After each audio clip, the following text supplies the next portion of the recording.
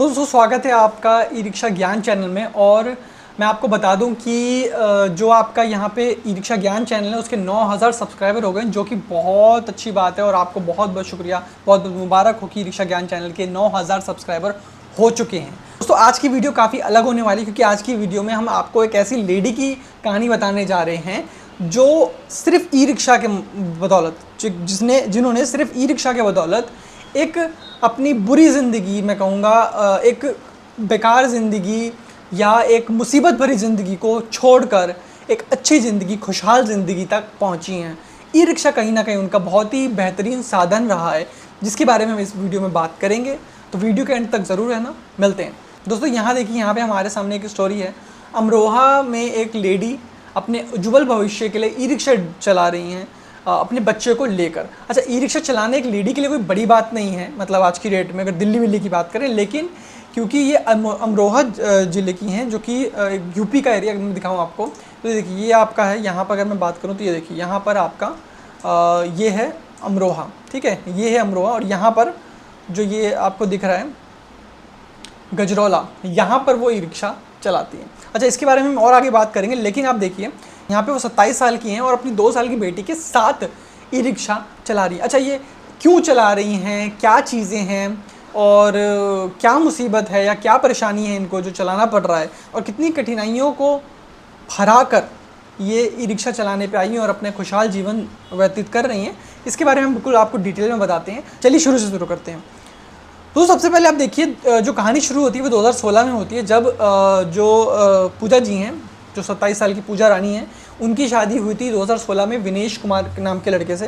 देख रहे हैं आप, ठीक है, विनेश कुमार के नाम के लड़के से 2016 में शादी हुई थी, जिसके कुछ शादी के कुछ समय बाद ही उनको पता चला कि ये उनको शराबी हैं और बुरा व्यवहार भी करते थे, गाली गलौज भी करते थे, ठीक है। और आप समझ सकते होंगे, एक 2 साल के बच्चे को साथ लेकर, 2 साल की बच्ची को साथ लेकर एक ऐसे परिवार में रहना, एक ऐसे आदमी के साथ रहना जो गाली गलौज करता है, शराब करता है, एक बहुत ही मुश्किल भरा जो है।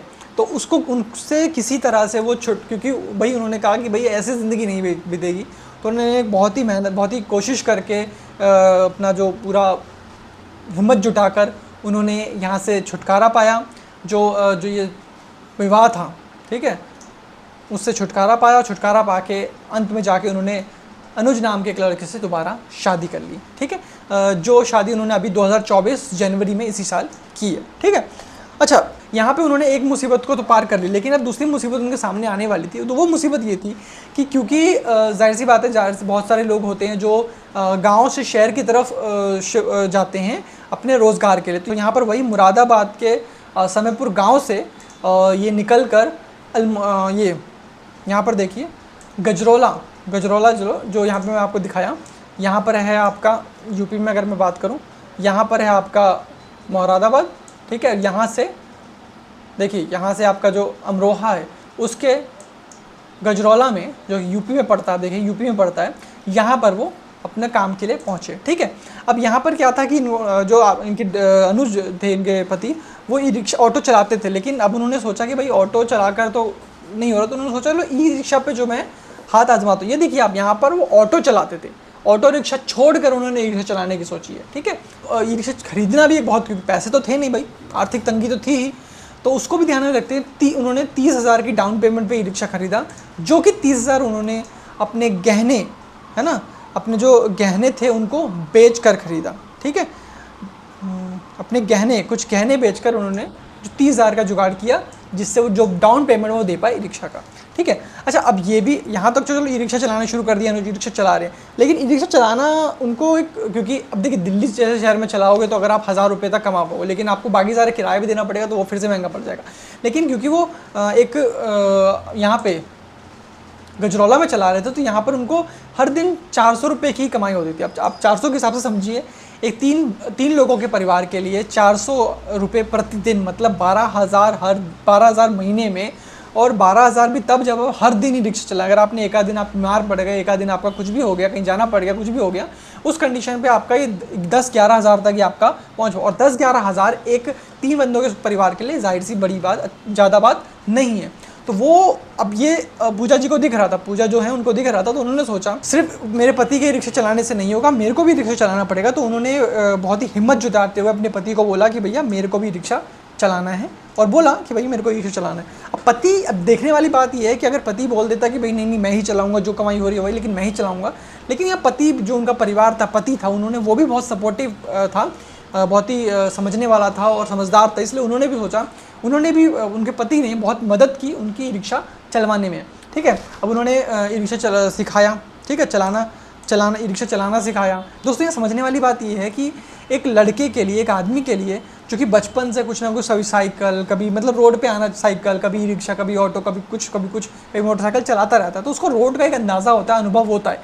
लेकिन एक लेडी के लिए, एक औरत के लिए जिसने कभी रिक्शा नहीं चलाया, कभी कुछ मतलब कोई भी रोड का अंदाज़ा नहीं है, ठीक है, रोड का अंदाज़ा जो होता है वो नहीं है, उसके लिए रिक्शा चलाना एक बहुत ही बड़ी बात हो जाती है। तो वो जो घबराहट थी उनके अंदर, ठीक है, झिझक थी, घबराहट थी, जिसे उस पर उन्होंने काबू पाया और आत्मविश्वास के साथ उन्होंने जो अपना रिक्शा चलाना शुरू किया।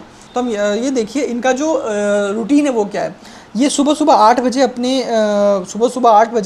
अपने पति और बेटे के लिए खाना बनाती हैं, ठीक है, खाना बनाने के लिए सुबह 8 बजे निकल जाती हैं, खाना बनाने के बाद रिक्शा चलाने के लिए, ठीक है। अभी रिक्शा चलाते चलाते पूरे दिन, दोपहर में वो आती हैं, दोपहर में नहाती धोती हैं, अपनी बेटी को नहलाती हैं, खाना वाना खाती हैं, खाना खा के फिर से सड़क, मतलब रेस्ट का जो टाइम है वो अवॉइड करती हैं और यहाँ पे फिर से ही रिक्शा चलाने के लिए निकल जाती हैं और शाम 5 बजे तक वो रिक्शा चलाती हैं, ठीक है।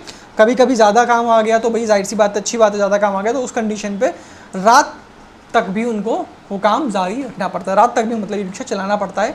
और ये सारी चीज़ें हो रही हैं, वो सारी चीज़ें कर रही हैं, रिक्शा चला रही हैं अपने 2 साल की बेटी को साथ लेकर, क्योंकि देखिए उनके परिवार में हम 3 ही लोग हैं, एक अनुज है जो कि खुद ही रिक्शा चला रहे हैं और वो खुद और बेटी है।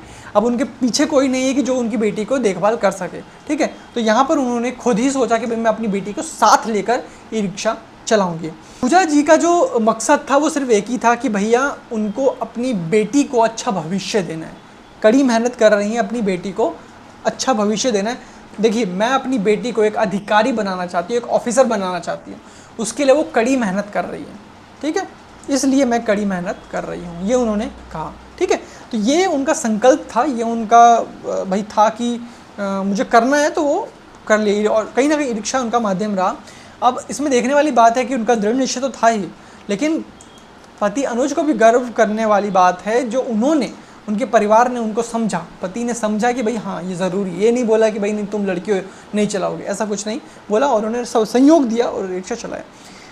तो ये थी दोस्तों कहानी कि एक शराबी पति को छोड़कर ई रिक्शा चलाने तक, अपनी बेटी के साथ ई रिक्शा चलाने तक का सफ़र। और कहीं ना कहीं आप ये समझ रहे हैं कि ई रिक्शा जो है यहाँ पर माध्यम रहा उनकी खुशहाल ज़िंदगी को आगे बढ़ाने का, उनका दृढ़ निश्चय जो था उनको उसको पूरा करने का, ठीक है। तो इससे आपको सीख ज़रूर मिलती है कि पहली सीख तो यही मिलती है कि भैया ई रिक्शा जो है वो बहुत ही अच्छी चीज़ है, और गरीबों के लिए जिन पे आर्थिक तंगी है उनको एक अच्छे भविष्य के लिए ई रिक्शा बहुत ही सहयोग दे सकता है, पहली चीज़। दूसरी चीज़ कि अगर आप में दृढ़ निश्चय हो, अगर आपका परिवार आपको सपोर्ट करता हो, ठीक है, परिवार सपोर्ट करता हो तो आपका दृढ़ निश्चय हो, और सबसे एक सोचने वाली बात ये भी, अच्छा मैं एक और चीज़ आपको बता दूँ, जिस एरिया में पूजा जी रिक्शा चला रही थी उस रिक्शा में वहाँ पे सिर्फ वो अकेली थी रिक्शा चलाने वाली, मतलब एक लड़की, देखिए अपने इलाके में एकमात्र महिला चलाने, ठीक है, तो एक मात्र महिला थी सिर्फ जो वो ई रिक्शा चलाती थी उस एरिया में, ठीक है। दिल्ली जैसे शहरों में चलो आपको अगर 100 में से 1, 2, 4, 5 मिल जाती, लेकिन वहाँ पर जितने भी रिक्शा चल रहे थे उसमें अकेली एकमात्र महिला थी जो ई रिक्शा चला रही थी। तो ये भी एक बहुत ही वाली बात है कि भैया डर लगता है ना यार कि भाई मेरे जैसे और कोई नहीं, सिर्फ मैं अकेली हूँ, तो डर को भी सामना करते हुए उन्होंने रिक्शा चलाया। तो यहाँ पर मैं आपको बताना चाहता हूँ कि अगर आपको अच्छा उज्जवल भविष्य चाहिए और अच्छा चाहिए तो आप कर सकते हैं, ई रिक्शा कहीं ना कहीं माध्यम हो सकता है, ई रिक्शा भी हो सकता है, हालांकि बहुत सारी और चीज़ें हैं जहाँ पे आप अपना भविष्य जो है वो अच्छा बना सकते हैं। लेकिन कहीं ना कहीं पूजा जी के जो केस था, पूजा जी का जो पूरा था, उसमें यहाँ पर ई रिक्शा ने एक बहुत अच्छा सहयोग दिया उनको, एक गरीब परिवार से एक ठीक ठाक जो उनकी आर्थिक स्थिति है जो ख़राब हो रखी थी उसको ठीक करने में। ठीक है दोस्तों, अगर आपको ये वीडियो अच्छी लगी और आप ऐसी कहानियाँ और देखना चाहते हैं जहाँ पर एक ई रिक्शा के माध्यम से लोगों को कितना फ़ायदा हुआ और कहीं ना कहीं, ठीक है, तो ये सारी चीज़ अगर आप देखना चाहते हैं तो आप बिल्कुल वीडियो के नीचे नंबर आ रहा है उस पर कॉल करके आप ई रिक्शा लेना चाहें तो ले सकते हैं। बाकी अगर ई रिक्शा के बारे में आपको कुछ भी पूछना है तो उस नंबर पर कॉल करके पूछ सकते हैं। वीडियो देखने के लिए बहुत बहुत शुक्रिया, धन्यवाद।